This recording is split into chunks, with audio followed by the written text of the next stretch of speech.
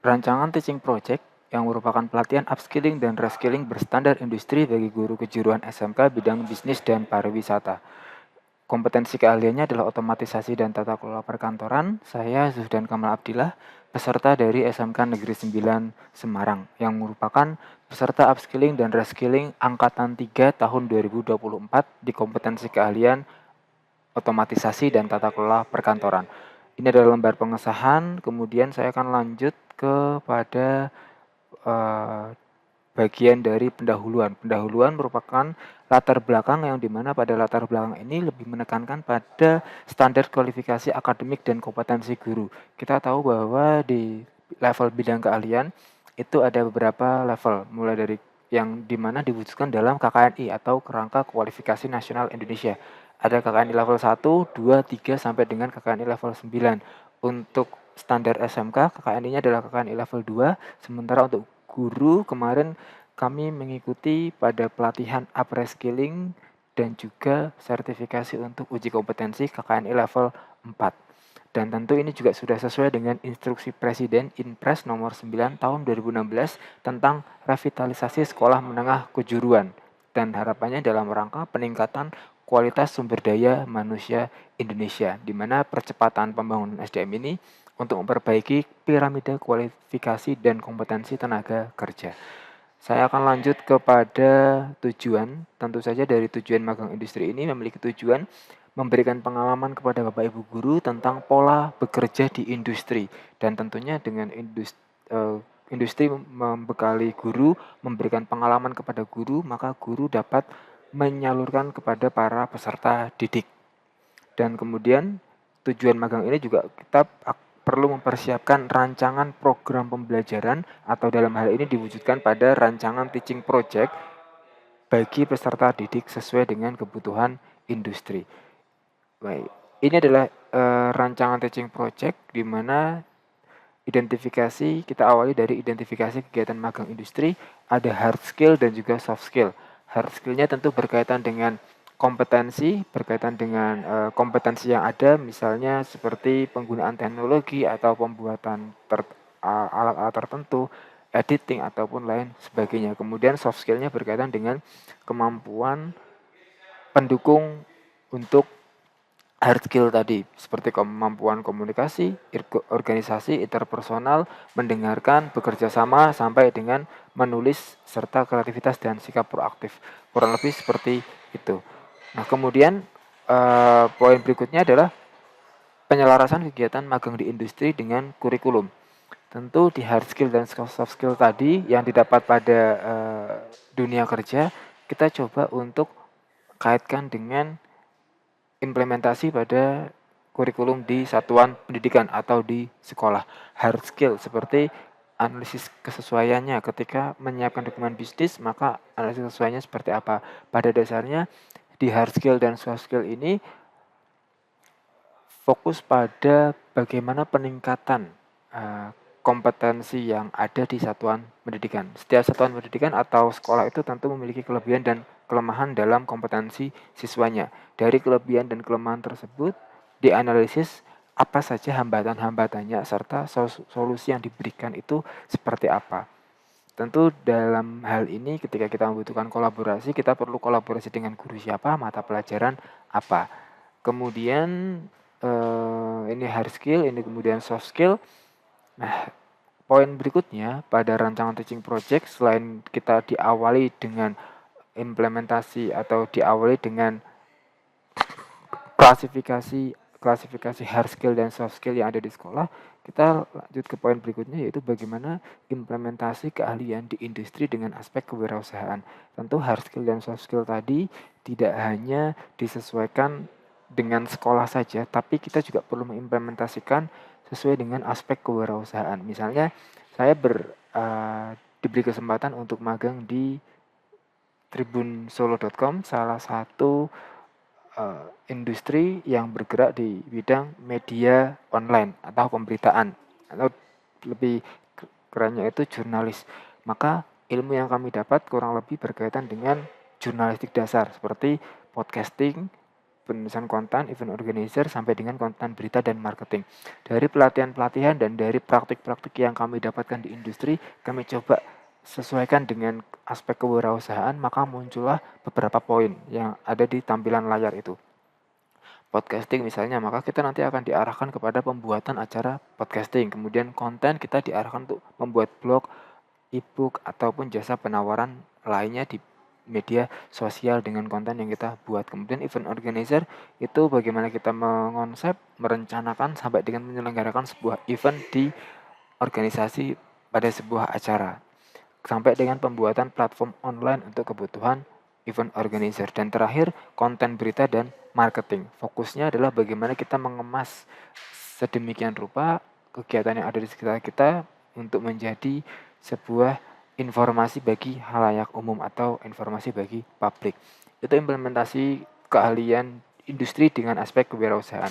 Kemudian bagaimana rancangan teaching project-nya atau rancangan program pembelajaran pada teaching project, saya mengambil salah satu dari implementasi yang ada di atas ini, yaitu podcasting. Kemudian kita akan terapkan lagi, kita akan implementasikan pada proses pembelajaran.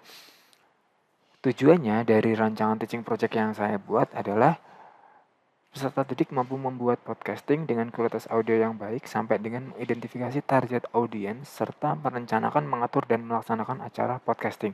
Kita tahu podcasting ini merupakan bentuk pengembangan dari pengelolaan pertemuan. Kalau pengelolaan pertemuan itu bagaimana kita mengelola pertemuan para anggota, kemudian kita mengundang narasumber, kita mengundang orang-orang lainnya, maka untuk podcasting itu sistemnya hampir sama, hanya podcasting ini istilah yang jauh lebih modern atau jauh lebih diterima saat ini. Ada pengembangan fungsi di situ. Nah, kegiatan teaching project ini ada beberapa langkah.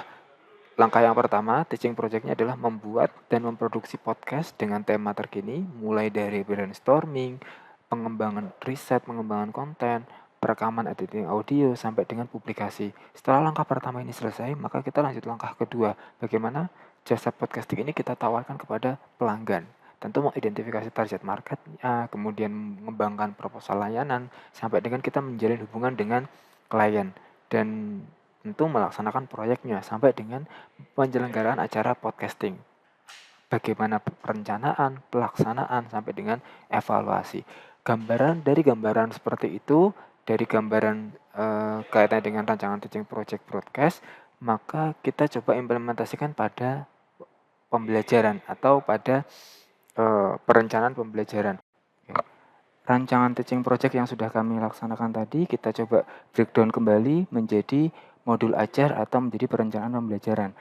Di awal, sebelum masuk ke modul ajar atau modul pembelajaran, kita laksanakan terlebih dahulu asesmen awal pembelajaran, di mana pada asesmen awal pembelajaran ini kita akan mengambil salah satu dari materi pada capaian pembelajaran.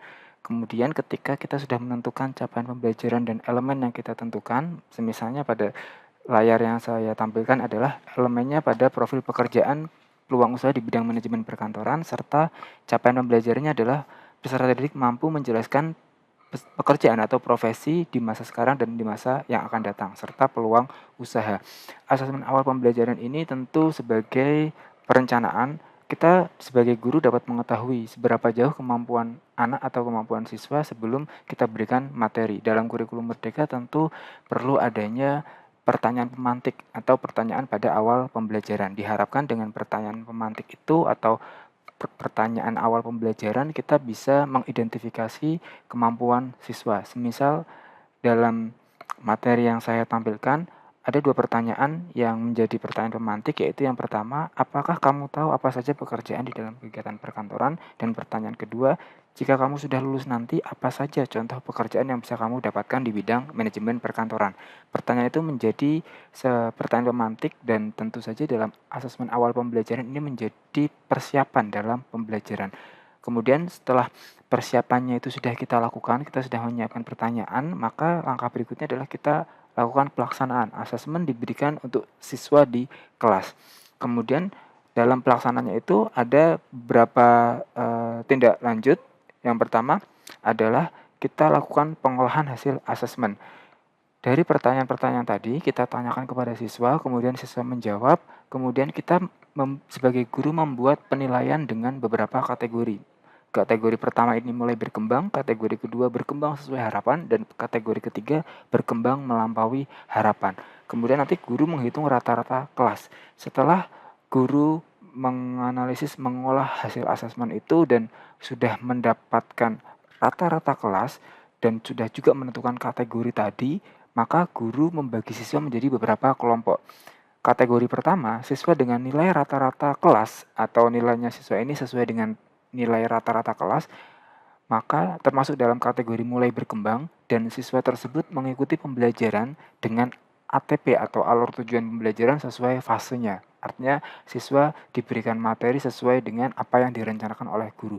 Kemudian untuk kategori kedua, siswa dengan nilai rata-rata di bawah atau nilainya itu di bawah rata-rata kelas, maka nanti siswa akan mengikuti pembelajaran dengan diberikan pendampingan pada kompetensi yang belum terpenuhi. Kelemahan siswa pada bidang apa, kemudian nanti di bidang tersebut guru memenuhi terlebih dahulu atau melakukan pendampingan terlebih dahulu selama proses pembelajaran agar anak bisa mengikuti sesuai dengan rata-rata kelasnya. Kemudian kategori ketiga, siswa dengan nilai di atas rata-rata kelas atau berkembang melampaui harapan, nanti siswa bisa mengikuti pembelajaran dengan pengayaan-pengayaan lebih atau dalam teknisnya ketika kita membagi dalam kelompok-kelompok proyek pembelajaran, nanti siswa yang nilainya di atas rata-rata bisa termasuk dalam pemimpin kelompok atau mungkin bisa kita kategorikan sebagai ahli dalam kelompok tersebut.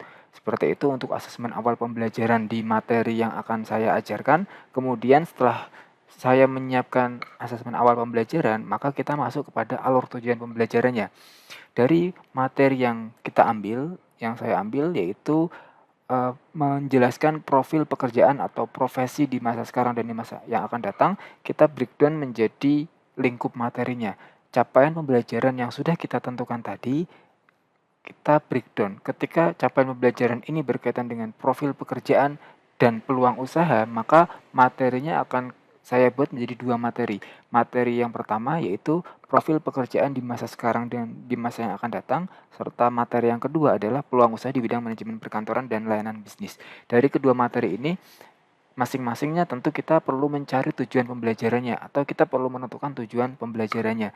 Untuk materi profil pekerjaan atau profesi di masa sekarang dan di masa yang akan datang, tujuan pembelajarannya ada 4, mulai dari memahami profil dunia kerja, kemudian mengidentifikasi jenis profil pekerjaan, mendeskripsikan etika sampai dengan menerapkan etika. Kemudian untuk materi peluang usaha, tujuan pembelajarannya ada mengidentifikasi pelaku wirausaha, mendeskripsikan peluang kerja dan menganalisis berbagai peluang usaha. Dan tentu total jam pelajarannya adalah 21. Dari alur tujuan pembelajaran pada capaian pembelajaran ini sudah kami dapatkan, sudah kita coba analisis menjadi tujuan pembelajaran sampai dengan jam pembelajarannya, kemudian kita coba breakdown kembali menjadi modul ajar. Saya akan mengambil salah satu contoh tujuan pembelajaran yaitu memahami profil dunia kerja di bidang manajemen perkantoran dan layanan bisnis yang akan saya breakdown kembali menjadi modul ajar. Nah, ini adalah modul ajar 1 yang berkaitan dengan tujuan pembelajaran pertama dari materi yang sudah kami jelaskan di atas, yaitu profil pekerjaan atau profesi di masa sekarang dan di masa yang akan datang. Tujuan belajarnya sudah dijelaskan di atas, pertanyaan pemantik juga sudah dijelaskan di atas. Persiapan pembelajarannya tentu kita perlu melakukan asesmen diagnostik, asesmen awal tadi, serta menyiapkan bahan tayang PowerPoint. Kemudian kegiatan pendahuluannya ini, kegiatan pembelajarannya kita bagi menjadi pendahuluan, kegiatan inti, dan juga kegiatan penutup. Untuk kegiatan pendahuluannya, ada beberapa kegiatan mulai dari guru membuka pembelajaran, kemudian perwakilan peserta didik memimpin doa, guru mengecek kehadiran peserta didik, kemudian memberikan persepsi, contoh profil pekerjaan, kemudian memberikan gambaran tentang figur seorang karyawan sampai dengan guru menyampaikan tujuan pembelajaran yang akan dicapai pada pertemuan kali ini. Itu adalah kegiatan pendahuluannya. Kemudian pada kegiatan inti, ini terdiri dari beberapa fase. Pada kegiatan inti terdiri dari 5 fase, mulai dari fase 1 orientasi masalah, fase 2 mengorganisir peserta didik, fase 3 membimbing penyelidikan individu, fase 4 mengembangkan dan menyajikan hasil karya, sampai dengan fase 5 menganalisis dan mengevaluasi proses pemecahan masalah. Kegiatan inti pada fase 1 atau orientasi masalah ini berfokus pada apa yang siswa ketahui tentang manajemen dalam kehidupan sehari-hari. Guru berusaha untuk menggali informasi dari siswa. Kemudian, peserta didik juga diberi kesempatan untuk memahami materi secara garis besar. Guru memfasilitasi dengan salah satu video yang ada di YouTube dan memberikan kesempatan kepada siswa jika ada yang mengalami kesulitan. Kegiatan ini kita akan terapkan juga pembelajaran diferensiasi, yaitu diferensiasi konten. Kemudian guru mendorong siswa untuk mempelajari dan mengumpulkan informasi lain dari sumber yang lainnya. Kemudian masuk ke kegiatan inti fase 2, yaitu mengorganisasi pembelajaran atau peserta didik. Pada mengorganisasi peserta didik ini, guru akan membagi siswa dalam beberapa kelompok. Satu kelompok berisi 5-6 orang. Kemudian dari kelompok tersebut, guru memberikan sebuah video. Kemudian dari video yang tadi itu sudah diberikan, nanti peserta didik diminta untuk membuat perencanaan atau timeline. Timeline ini berkaitan dengan proyek yang akan dilaksanakan. Proyek yang akan dilaksanakan untuk siswa memahami lebih dalam atau mendapatkan pemahaman lebih tentang peluang bisnis atau pekerjaan di bidang perkantoran, maka nanti proyek yang akan dilaksanakan atau pembelajaran berbasis proyek yang akan dilaksanakan adalah pembelajaran berbasis proyek, yaitu dengan melaksanakan kegiatan podcasting. Dari pelaksanaan podcasting itu, siswa atau peserta didik tentu diminta untuk membuat perencanaan atau timeline yang akan dipresentasikan. Karena setiap kelompok itu berbeda, ini termasuk dalam pembelajaran berdiferensiasi, yaitu diferensiasi konten. Itu untuk fase 2. Fase 3 yaitu membimbing penyelidikan individu dan kelompok. Guru melihat sampel pekerjaan atau sampel diskusi berkaitan dengan perencanaan atau timeline yang dibuat oleh siswa. Dan harapannya dari timeline yang dibuat oleh siswa atau perencanaan yang dibuat oleh siswa itu sesuai dengan tagihan yang guru harapkan. Tentu saja berkaitan dengan minat peserta didik. Ini termasuk dalam diferensiasi produk. Kemudian, guru dan peserta didik membuat kesepakatan tentang jadwal pembuatan proyek. Tahapan pengumpulannya seperti apa? Ini termasuk diferensiasi produk. Kemudian peserta didik menyusun jadwal penyelesaian proyek sampai dengan guru nanti memberikan bantuan apabila ada siswa yang mengalami kesulitan.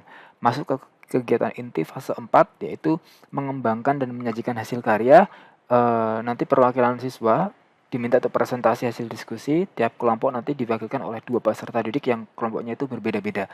Langkah ini termasuk dalam diferensiasi proses. Nanti kelompok lain diminta untuk menanggapi dan memberikan argumen apa yang dipresentasikan. Masuk kepada fase terakhir dari kegiatan inti, yaitu menganalisa dan mengevaluasi proses pemecahan masalah, di mana semua siswa diminta untuk melakukan apresiasi terhadap siswa yang telah sukarela mempresentasikan. Dan terakhir, guru memberikan penguatan. Kegiatan inti 5 fase telah dilaksanakan, kemudian masuk ke kegiatan penutup. Kegiatan penutupnya yaitu guru dan siswa bersama-sama melakukan refleksi mengenai pembelajaran yang telah dilakukan sampai dengan guru memberikan masalah atau memberikan sebuah gambaran apa yang akan dipelajari pada pertemuan berikutnya. Masuk ke rencana asesmen, pengayaan sampai dengan refleksi sudah tertuang di situ. Kita mengacu pada buku referensi yang kita pakai.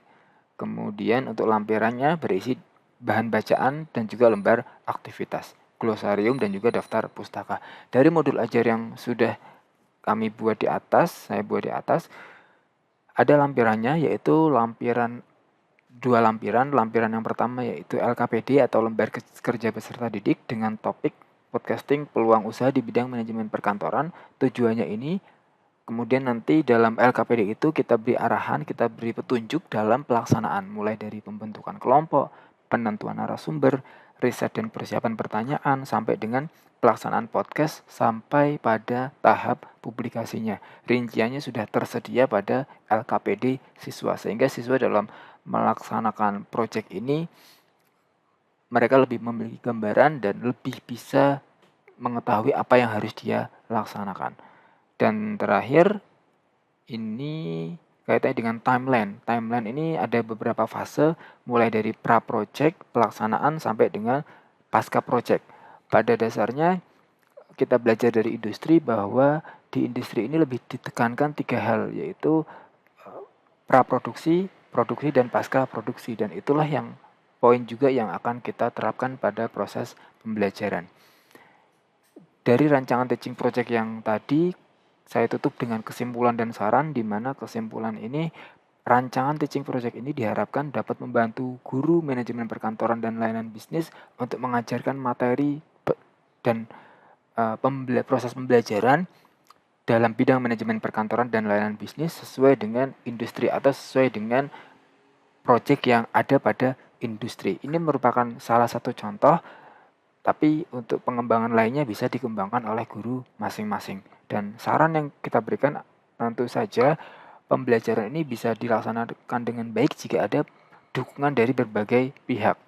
Dan penilaian juga perlu dilaksanakan secara komprehensif untuk mengukur bagaimana pencapaian peserta didik dalam bidang manajemen perkantoran dan layanan bisnis, khususnya pada materi ini. Lampirannya, teaching project berisi foto, dokumentasi, dan yang terakhir adalah buku rekaman kerja magang industri.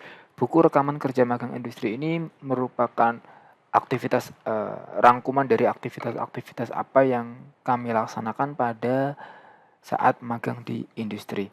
Lebih rinci bisa dilihat sesuai yang ada pada layar. Terima kasih, itu yang bisa kami sampaikan. Semoga bermanfaat.